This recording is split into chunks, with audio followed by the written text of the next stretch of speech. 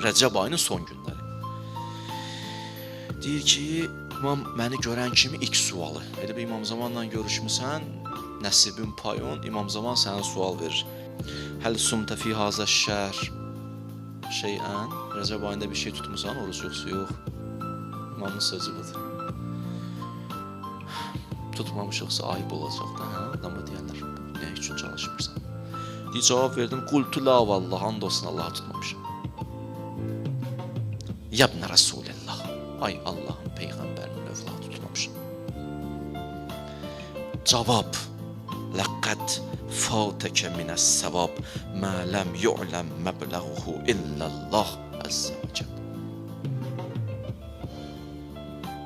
Mə ləm ya'ləm məbləğuhu illallah əzzə və cəl.